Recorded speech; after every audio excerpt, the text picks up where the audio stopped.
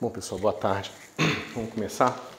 Bom, então, na continuação do nosso curso aqui de mecânica quântica, a gente viu aqui primeiro a parte de espaços vetoriais, né? Então a gente discutiu ali a estrutura algébrica. Basicamente, o que você tem é que você começa, né, com um certo conjunto aqui, V, né? E você acrescenta uma soma e acrescenta uma multiplicação por um escalar, né? Esses produtos a gente adiciona e a gente começa a não só mais ter digamos, um conjunto de pontos, mas um conjunto de pontos com essa álgebra, né? Com essas estruturas extras, né? E seguindo isso, o conceito mais importante, digamos, provavelmente o conceito central dos espaços vetoriais, está na noção de independência linear, né? Então, como eu falei para vocês, eu preciso definir esses conjuntos de pontos. Então, digamos, eu pego pontos aqui para demarcar posições diferentes nessa sala. Eu, né, faço 3 rótulos, 3 números para cada um desses pontos.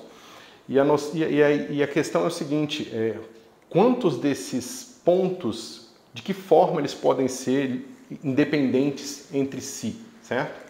Então, será que existe uma classe, uma família de pontos que eu posso descrever, né, em termos de outra classe de família de pontos, né?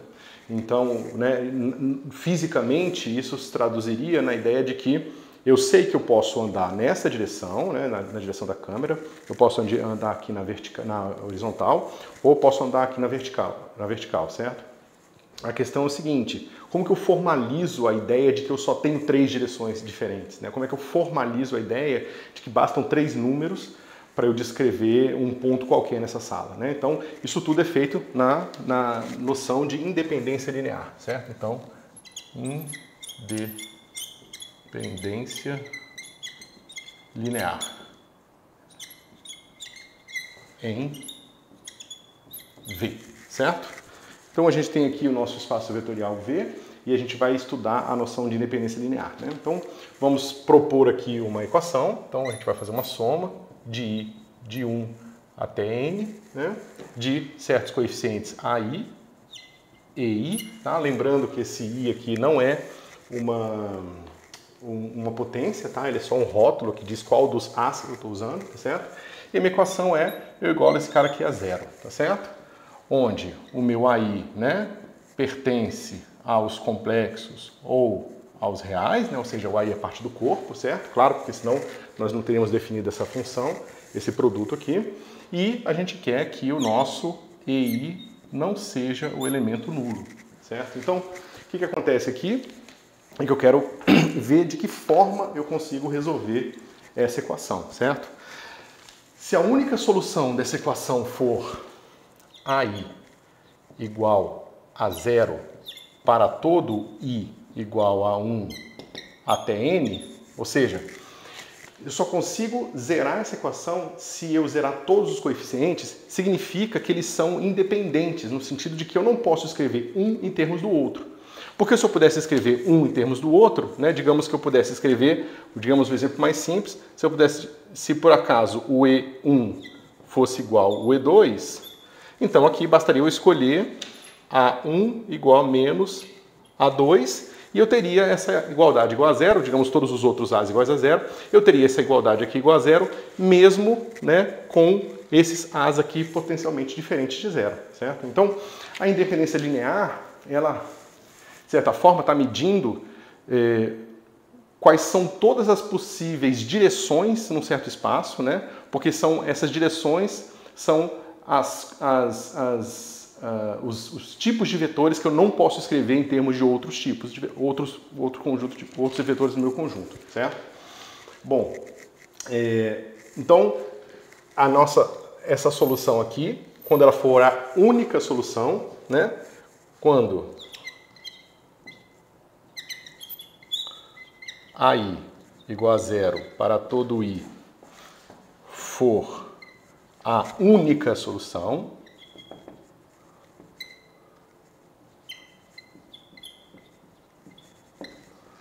dizemos que o nosso conjunto EI é linearmente independente, certo? Bom, vamos brincar aqui um pouco com essa ideia, tá? Vamos tentar trocar de caneta, que essa aqui está acabando. Vamos dizer que eu tenho uma solução que não é essa aqui, ou seja, eu tenho uma solução que não é a trivial, tá certo? Essa solução, ela poderia ser, por exemplo, A1 diferente de zero e AI igual a zero para I diferente de 1. Eu poderia ter uma solução desse tipo? É fácil de ver que não, né? Você substitui lá, você encontraria basicamente que A1 e 1 igual a zero, mas por escolha, né, por definição, a gente escolheu todos os nossos EIs diferentes dos vetores nulos. Então isso aqui só é zero se A1 for igual a zero. Mas isso contradiz a nossa hipótese, certo? Então nós não podemos ter uma solução não trivial dessa equação com um dos A1s diferente de zero, tá certo? Somente um, né? Se você tem mais de um A1, né, digamos então, como é que a gente pode entender essa equação aqui? Digamos que eu tenho vários A1s que são diferentes de zero. Digamos que A1 seja um deles. Então o que eu posso fazer é que eu posso reescrever essa equação, esse somatório da seguinte forma. Eu separo o primeiro item aqui, E1, e isso aqui vai ficar igual menos o somatório do meu I, agora partindo naturalmente de 2 até N, A, I, E, I.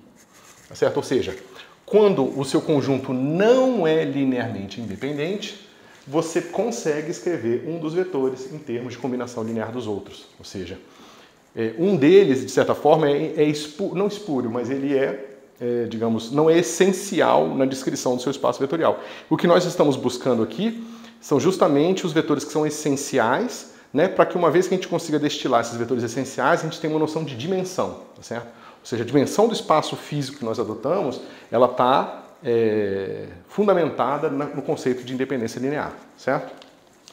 Então, a gente vai dizer o seguinte: o conjunto EI é máximo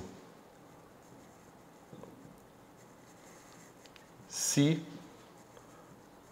não houver um outro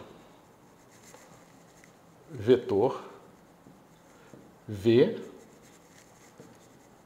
tal que alfa V mais soma de I de 1 até N de AI e I, né? Ou seja, de forma que o conjunto formado pelo meu vetor V e todos os EIs seja também linearmente independente, certo? Ou seja, o conjunto máximo eu estou buscando todos os vetores, ou seja, o número máximo de vetores que eu consigo colocar num certo conjunto, de forma que ele ainda seja linearmente dependente. Claro que eu posso, né, encontrando um vetor, eu boto um segundo linearmente dependente, encontro um terceiro linearmente dependente, e eventualmente eu vou tentar colocar um quarto vetor linearmente dependente e não vou conseguir. Isso se traduz fisicamente como? Né? Eu tenho essa direção aqui, ou seja, eu posso andar na direção da janela, eu posso andar para cima, eu posso andar na direção da câmera. Eu não consigo encontrar uma outra direção que eu possa andar que não seja uma combinação de movimentos nessas três direções que eu acabei de descrever. Ou seja, não existe um quarto vetor linearmente independente no que diz respeito ao mapa das posições dos pontos dentro dessa sala, tá certo? Então, esse conjunto é máximo se não houver outro vetor V, né, de forma que V e o conjunto E sejam linearmente independentes, ou seja, de forma que V e esse conjunto EI, né, seja LI. Certo? Quando isso acontece, dizemos que EI é uma base e a dimensão do espaço é N, certo? Ou seja, é isso que define para a gente o conceito de dimensão. Quando a gente está trabalhando com espaços de dimensão finita, né, que são esses aqui que eu estou usando de novo o exemplo do espaço físico, isso é mais ou menos meio óbvio, né? Você tem três números, três dimensões, então a coisa fica mais ou menos fácil de interpretar. Porém, as coisas começam a ficar bastante complicadas quando você vai para espaço de dimensão infinita, né? Como se fosse um espaço de função. Né? Então, você pensar na dimensionalidade do espaço é mais complicado, porque você acaba tendo infinitas direções linearmente dependentes no seu espaço, certo? Mas é só um adiantamento de coisas que nós veremos mais com detalhe mais para frente, tá certo? Então, bom, o que a gente pode explorar aqui nesse espaço, né? Com esse conceito? A gente pode explorar aqui um exemplo, tá certo? Então, vamos pegar um dos exemplos que a gente fez, que é o exemplo das matrizes 2x2, né? Então, nós vimos aqui que a gente pode formar uma base, então vou chamar assim o vetor 1, né? Deixa eu só dizer que o meu V aqui primeiro, né? O meu V aqui agora é o espaço das matrizes 2 por 2, tá certo? Aquele espaço que eu discuti na primeira aula de espaços vetoriais, né? E eu vou dizer que eu tenho esses elementos aqui. Esse aqui é o elemento 1, eu vou dizer simplesmente que ele é 1, 0, 0, 0, certo? Eu vou dizer que o 2 é igual a 0, 1, 0, 0. Eu vou dizer que o 3 é igual a 0, 0, 1, 0. E, finalmente, o 4 é igual a 0, 0, 0, 1. Certo? A pergunta é, desculpa, eu botei só o 1 aqui, isso porque vai ficar confuso para vocês. Eu vou chamar de E1, E2, E3 e E4. Certo? Beleza. A pergunta é, será que esses 4 vetores são linearmente dependentes? Né? Então a gente viu como que a gente opera com essas matrizes, né? E a gente pode simplesmente fazer a conta aqui, ou seja, a gente pode fazer a soma de I de 1 até 4 de AI e I, certo? Mas bem, se eu pego essa matriz e multiplico por A1, vai ficar assim, A1, 0, 0, 0. Essa aqui, se eu multiplicar por A2, vai ficar 0, A2, 0, 0. E assim por diante. Quando eu somo essas matrizes, eu vou encontrar naturalmente uma matriz assim. A1, A2, A3, A4. A pergunta é, como que eu igualo essa matriz com o elemento 0? Mas o elemento 0 desse espaço, ou seja, a matriz que eu somo com qualquer outra matriz e obtenho a mesma matriz, é a matriz que tem as 4 entradas iguais a 0. Ou seja, essa igualdade é a mesma coisa que eu igualar com 0, 0, 0, 0. Mas isso implica naturalmente que A1, AI é igual a 0 para todo I igual a 1 até 4. Certo? Então a gente acabou de provar que essas 4 matrizes formam uma base linearmente dependente para o nosso espaço, certo? Então, vocês agora sabem como operar essas coisas e descobrir a dimensão do espaço. Naturalmente, como eu falei para vocês, aqui é um caso de espaço de dimensão finita, você conta os números que aparecem independentes aqui, certo? Mas cuidado, porque, por exemplo, digamos que eu esteja trabalhando com matrizes que têm o traço 0, por exemplo, né? Então, digamos que eu tenho matrizes assim, eu tenho A, B, C, menos A, certo? Esse conjunto de matriz aqui tem 4 números aqui também. Se eu pego 2 matrizes desse tipo, então digamos que eu somo essa matriz aqui com uma matriz que vai ser A', B', C' menos A', isso aqui vai ser A' mais A, B' mais B, C' mais C e menos A mais A', certo? Então você vê que essas matrizes de traço nulo, ou seja, o traço é a soma dos elementos da diagonal. A mais menos A é 0. A' mais menos A' é 0. E aqui, A' mais A menos A mais A' vai ser 0 também. Ou seja, essas matrizes aqui também formam um espaço vetorial, certo? E se vocês agora buscarem uma base de 4 números linearmente independentes, primeiro vocês não vão encontrar. Né? Porque vocês vão ver que essa matriz ela não tem traço 0, porque essa matriz tem traço 1 mais 0, e essa também não tem traço 0. Né? Então, só para mostrar para vocês que o conceito de independência linear ele parece trivial, mas na verdade ele pode ser bastante complicado quando você está lidando com um espaço que tem restrições, por exemplo. Né? Então aqui eu dei um exemplo de um espaço de matrizes 2x2 de traço nulo, que forma um espaço vetorial ainda, que é um espaço vetorial, na verdade, bastante importante, principalmente quando você pegar a versão simétrica ou antissimétrica desse espaço, e que a dimensão não é tão óbvia, não basta você contar o número de elementos do corpo que aparecem na definição de vetor. Né? Na verdade, você precisa realmente fazer o teste da independência linear, ou seja, você precisa fazer essa soma aqui e ver como que você consegue fazer essa igualdade, né? Ou seja, como é que você iguala isso aqui a um vetor nulo e se a única solução de fato é a solução que você tem todos os AIs iguais a zero, certo? Ok? Então, vamos aqui seguir em frente. Daqui, pessoal, a gente tem, então, uma base linearmente dependente, um conjunto linearmente dependente, e quando ele é máximo, ele forma uma base, tá certo? Ou seja, o conceito de base, ele vai ser extremamente útil, tá certo? Porque agora que a gente sabe as direções independentes do nosso espaço, a gente pode usar isso para fazer uma série de operações extremamente importantes e que vão facilitar todo tipo de análise que vai ser feita em espaços vetoriais. Porque, basicamente, você vai descobrir que se você sabe como uma transformação transforma a base, você acaba sabendo como que a transformação transforma qualquer coisa, certo? Então você, em princípio, transformar pontos num espaço de infinitos pontos, por exemplo, os pontos nessa sala são infinitos. Para eu transformar esses pontos, eu precisaria designar um mapa, uma função, que te diz como que um ponto é elevado em outro, de forma arbitrária. Então, isso é uma função extremamente complicada. No caso de transformações lineares no espaço vetorial, a gente vai conseguir simplificar muito essas transformações, porque bastando a gente entender a transformação sobre a base, a gente vai conseguir estender a transformação para qualquer elemento do espaço, tá certo? Que é o que a gente vai explorar agora. Ok. Bom, então vamos aqui escrever um teoremazinho bem simples, que é o seguinte. Dado um espaço V, certo? Um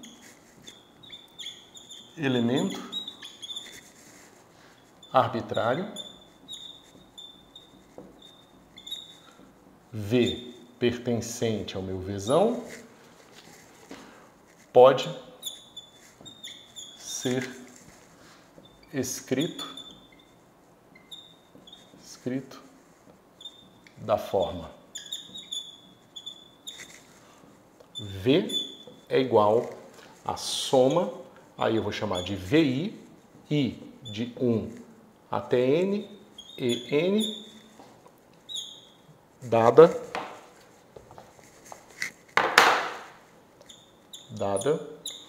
uma base I. Tá certo? Então, olha que interessante. Um elemento qualquer do meu espaço, eu estou afirmando que pode ser escrito com uma combinação linear dos elementos da base. Tá certo? Se isso é verdade, então, para eu conhecer um elemento qualquer, basta eu conhecer esses coeficientes aqui. Certo? A gente vai depois ver que eles são únicos, mas por enquanto a gente vê que, conhecendo esses coeficientes e a base, eu consigo recuperar o meu próprio vetor. Isso é tão importante, pessoal, e é tão utilizado que muitas vezes você vai ver textos de física e de matemática, principalmente física matemática e física, que vai chamar as componentes de vetor.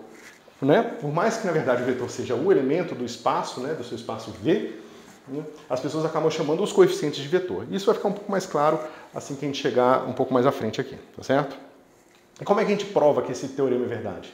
Né? Basta você fazer o seguinte, você multiplica isso aqui tudo por alfa, e aí você tem uma equação assim, alfa, V, né, menos somatório de alfa, VI e I igual a zero. I igual a 1, de 1 até N. Tá certo? Como a gente sabe que esse cara aqui é uma base, porque foi, né, o que a gente escolheu, a gente sabe que esse cara é um conjunto de vetores linearmente independentes máximo. Se ele é máximo, eu não consigo colocar mais um elemento e satisfazer essa equação, a não ser que eu possa escrever vetores um em termos do outro. Ou seja, eu não tenho uma solução para essa equação aqui de forma linearmente dependente, ou seja, que forma aqui o meu alfa e todos os V's sejam iguais a zero, tá certo? Ou seja, isso aqui entra numa contradição do que eu tinha escrito antes, ok? Então, deixa eu ver se ficou claro aqui. Esse cara aqui eu estou afirmando que pode ser escrito dessa forma, e ele pode ser escrito dessa forma, justamente mostrando que se não pudesse ser escrito dessa forma, ou seja, se eu tivesse uma solução trivial para essa equação, isso implicaria que eu teria mais um elemento linearmente independente, tá certo? Só que isso vai justamente contra o que eu estava prevendo aqui, o que eu estava impondo, que esse cara aqui é uma base, tá certo? Então, como isso aqui é um absurdo, né? A solução em que todos os coeficientes aqui são zeros é uma solução absurda, então esses caras aqui, esse vetor V pode ser escrito dessa forma, tá certo? Espero que não tenha ficado muito confuso.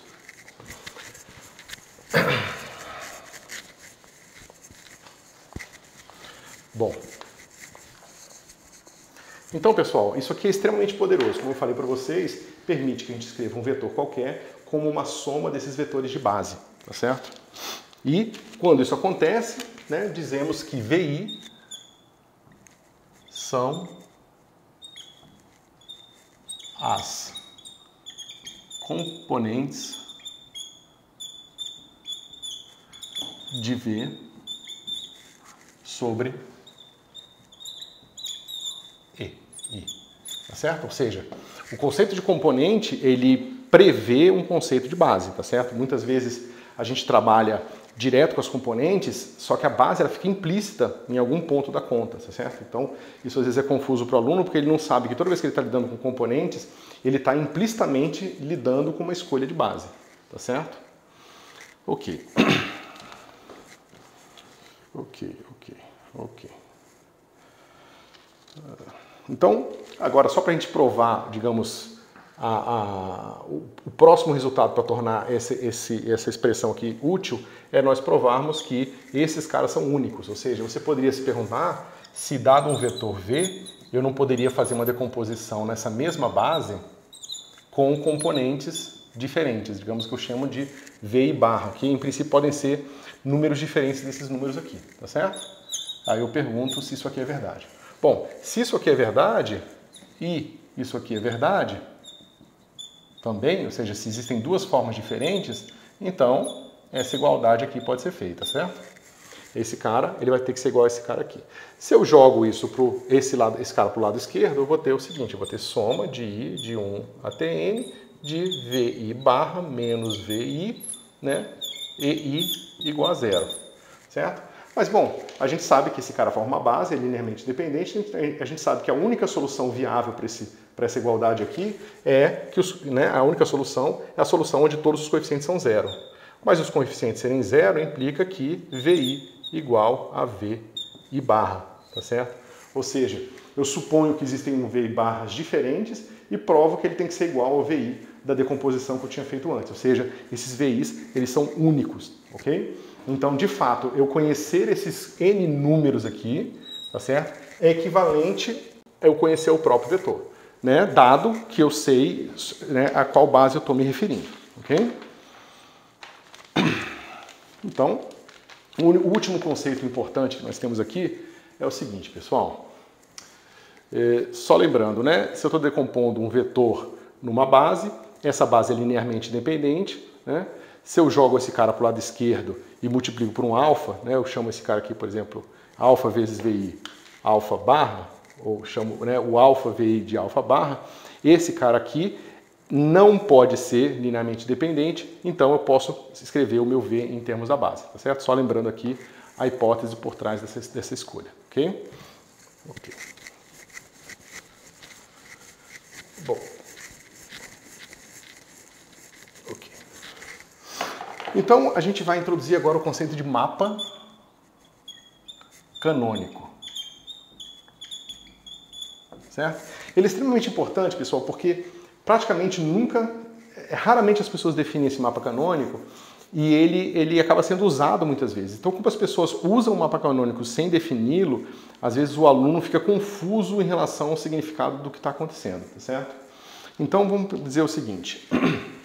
Dado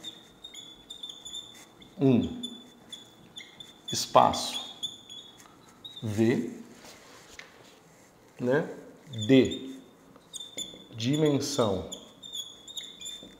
N. Espera só um instantinho. Só ver uma coisinha aqui. Ok. Base fixa.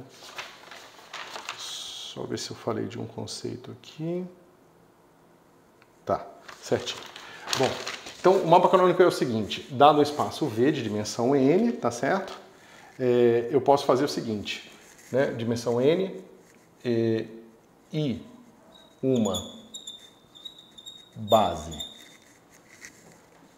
EI, tá certo? Podemos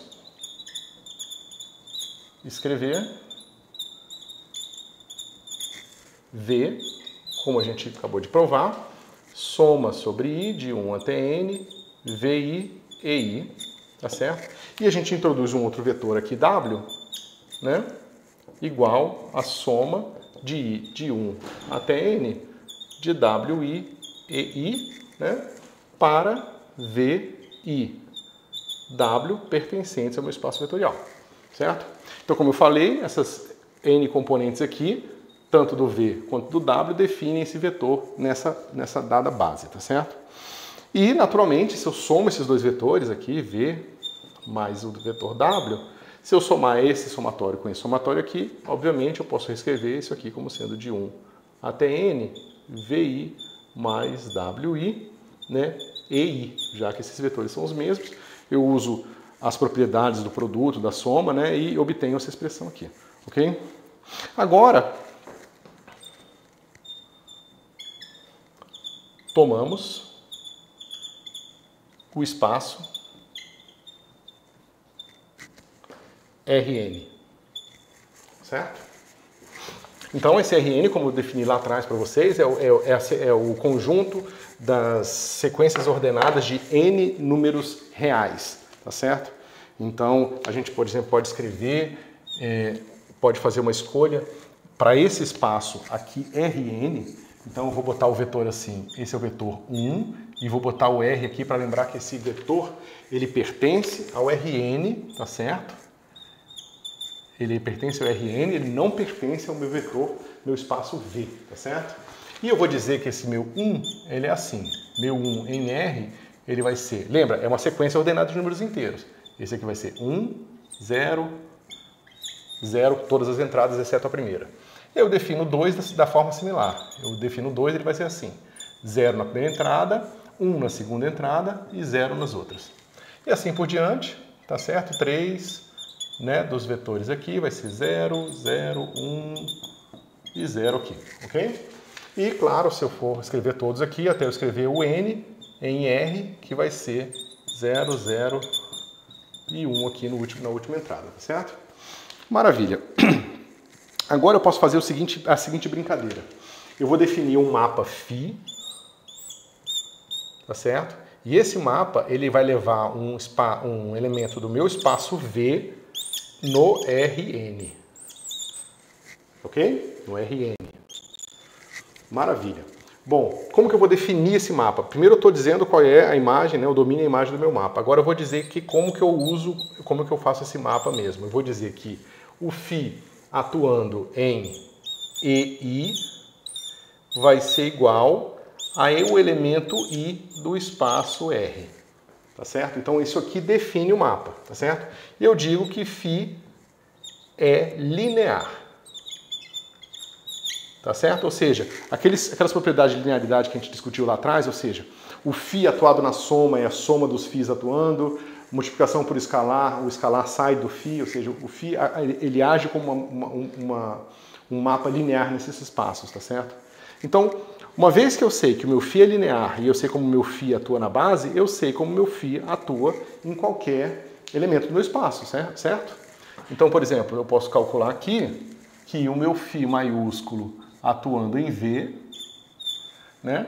Eu vou usar, né, que a linearidade, então esse cara aqui eu vou fazer em vários passos para ficar bem óbvio para vocês, soma de 1 até N, então aqui eu tenho VI, aqui eu tenho o meu EI, tá certo? Eu vou usar a linearidade para fazer o φ trocar com somatório, ou seja, o φ da soma é a soma dos φs, que eu acabei de falar, então isso aqui vai ficar soma de I de 1 até N, VI, que é um número, né? Então como é linear, ele sai do φ, e o φ atua somente no EI. Ok? Mas a definição do φ que eu impus ali, ela me diz que isso aqui vai ser igual a soma sobre I de 1 até N de VI IR. Mas isso aqui, pessoal, é como? É uma sequência ordenada assim, ó, V1, V2, até Vn, tá certo? Então, provavelmente vocês viram isso nos cursos de graduação já. Você pega um vetor no espaço tridimensional e você escreve ele como um trio ordenado de x1, x2, x3 ou xyz, tá certo? E o que você está fazendo fundamentalmente é que você está mapeando o seu espaço vetorial abstrato, esse espaço V aqui, no espaço das sequências ordenadas, tá certo? A gente vai mostrar mais pra frente. Primeiro, isso aqui dá pra ver que é um isomorfismo, ou seja, esse cara, esse mapa da forma que eu defini, ele preserva as somas e a multiplicação por escalar. O que eu quero dizer com isso? Se eu multiplico A vezes V e depois mapeio, como eu impus que ele é linear, isso aqui é multiplicar, eu multiplico e depois mapeio, é mapear e depois multiplicar, tá certo? E se eu somar, né, só para lembrar que isso aqui vai ser pertencente a Rn, tá certo? Se eu pego agora aqui φ de V mais W, isso aqui vai ser φ de V mais φ de W. O que é importante aqui, pessoal? Aqui eu estou usando o conceito de soma no meu espaço V. Aqui eu estou usando o conceito de soma no Rn. Quando o conceito de soma ele é preservado pelo mapa, isso aqui a gente diz que que a gente tem um isomorfismo entre esses dois espaços vetoriais, tá certo? Então, basicamente, do que diz respeito à estrutura de espaço vetorial, tanto faz usar o Rn quanto usar o seu espaço V, tá certo? Você pode achar que por causa disso não vale a pena você lidar com qualquer outro espaço que não seja o Rn, já que todos os mapeados Rn. Só que acontece que frequentemente o seu espaço vetorial tem outras características, né? Então, quando você está trabalhando, por exemplo, com geometria diferencial, o seu espaço vetorial às vezes é o espaço das derivações. E as derivações elas têm outras propriedades algébricas que um vetor no espaço vetorial normal não necessariamente tem, tá certo? Então, frequentemente, vai ser mais conveniente trabalhar no seu espaço V, né? E, em alguns casos, você saber mapear de volta para o seu Rn também vai ser conveniente, tá certo? Principalmente quando você vai fazer aplicações numéricas no computador, você, no fim, está fazendo na prática é mapeando todos os conceitos abstratos para sequências ordenadas e descrevendo isso como uma lista de números de ponto flutuante no computador, tá certo? Ok, pessoal, então esse é o conceito de... Aqui vem o conceito de independência linear. Do conceito de independência linear, a gente estende ao máximo e chega na base. Da base a gente vê a dimensão, né? Com esse ferramental em mãos, a gente escreve os componentes dos vetores, tá certo? E uma vez que a gente sabe lidar com os componentes dos vetores e sabe que é uma descrição única dada uma base, né, a gente consegue escrever o vetor de forma mais simplificada, simplesmente como esses números aqui vezes elementos da base, tá certo? E além disso, a gente também viu que os espaços vetoriais têm todos uma relação muito íntima com Rn, tá certo? Ou seja, você sempre pode estabelecer um mapa entre o seu espaço vetorial e Rn. Agora veja, o mapa sempre existe, você é sempre capaz de criar um mapa desse. Agora, cuidado, o mapa depende da escolha da base, tá certo?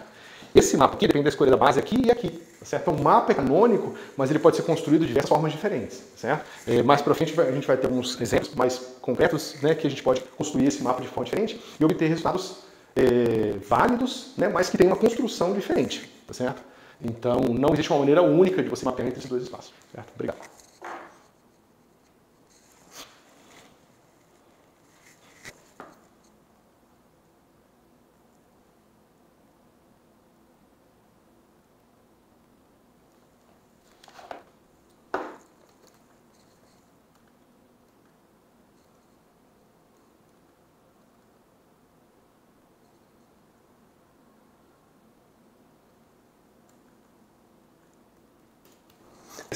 Essas são tratam prevendo a existem duas muitas sim, o domínio